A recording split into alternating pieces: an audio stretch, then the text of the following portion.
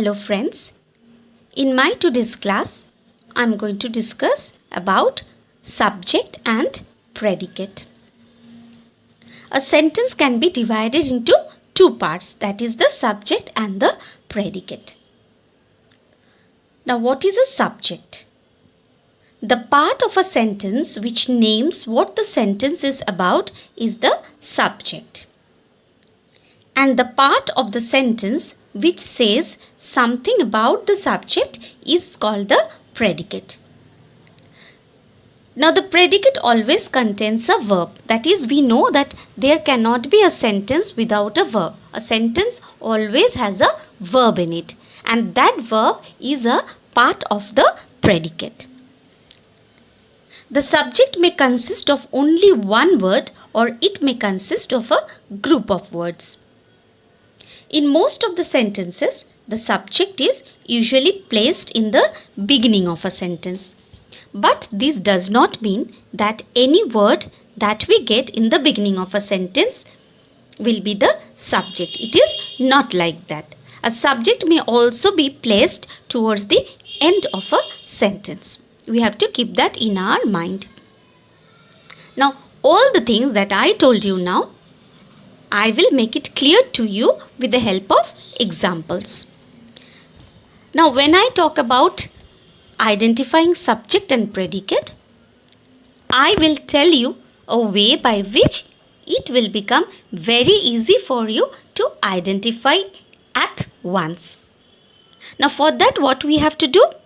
We have to first identify the verb in a sentence. And the second step is that after we identify the verb in a sentence, we have to ask a question to the verb. What will be that question? We have to ask who or what to the verb. The answer that we get is our subject. And the rest of the portion of the sentence is the predicate, including the verb. Now all these things will be clear to you once I give you the examples. Now look at the examples. Number 1, sentence number 1. Children like chocolates. Now this is a sentence. Now what are we going to do? We will first identify the verb in this sentence. What is the verb here? The verb is like. Now as I told you, once we finish identifying the verb, now we are going to ask the question who or what to the verb. Now like, who like? We get the answer children.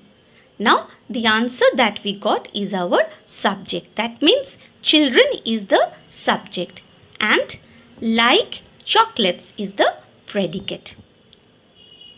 Sentence number 2. A good student is hardworking. Now here, what is the verb? Is the verb. Now we ask the verb a question who. Who is a good student? So the answer we got is a good student. Now this is the subject of the sentence. Is hardworking is the predicate. Whatever we are knowing about the subject is the predicate. Now the next. Now here you see children like chocolates. In this sentence, that is in sentence number 1, children is one word. So as I told you before, a subject can be of one word, and this is the example. In second sentence, you will find a good student. Here we get more than one word, that is a group of words is making the subject. Similarly, number 3. The girl in the red dress is going with her mother. Now, identify the verb here. What is the verb? Is going is the verb. Now we ask the question who to the verb. Who is going? The answer is the girl in the red dress. So the entire thing, the girl in the red dress, this whole thing is the subject. And is going with her mother. This is the predicate. Same way in sentence number 4. All the school children like games. So here like is the verb. Let us ask question, who to like? Who like? All the school children. This is the answer we are getting. So all the school children is the subject of the sentence and like games is the predicate. So this is all about subject in the beginning of a sentence. Now I will be giving you few examples with the help of which we will get to know about the subject which is placed sometimes at the end of a sentence. Now look at this sentence number 1. At the bottom of the river lay his axe. Now same way we have to identify the verb first. What is the verb here? Lay is the verb. And I told you, ask question to the verb who or what. Now here, what lay? His axe.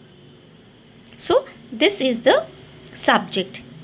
Look at the sentence carefully. You will see that the subject here is at the end of the sentence. His axe. This is the subject. Lay at the bottom of the river. This is the predicate. Let me give you one more example to make it clear. Sentence number 2. Against the wall stood a long ladder.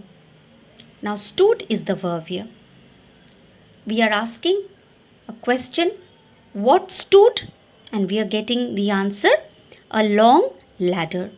So a long ladder is the subject here in the sentence which is placed at the end. What stood? A long ladder. Against the wall, stood against the wall is the predicate. A long ladder is the subject. Stood against the wall is the predicate. So always keep it in mind that it depends upon the type of sentence. It's not necessary that the subject will always be placed in the beginning of a sentence. Sometimes we get to see the subject towards the end of a sentence. Now let us come to imperative sentence. In the imperative sentence, the subject is little different. Look at the examples, you will understand it better. Sentence number 1. What is written? Brush your teeth. So in this imperative sentence, the subject is not stated clearly. It is not seen, but it is implied or understood. Brush your teeth. In this sentence, the subject is there. There has to be a subject. It is there in the sentence, but it is implied, not seen. Brush your teeth means you brush your teeth. You should brush your teeth. So, you here is the subject. Similarly, in sentence number 2, please open the door. So, you please open the door. Here also, you is the subject. So, keep it in mind that whenever you get an imperative sentence, the subject will not be written, but it is understood that the subject is you. So, hope you have understood subject and predicate nicely. If you have any queries regarding any of the topics, do comment in the comment section below. I will be trying to answer all the queries that you send. So this much for today. I will be meeting you shortly with another useful video. Till then, thank you.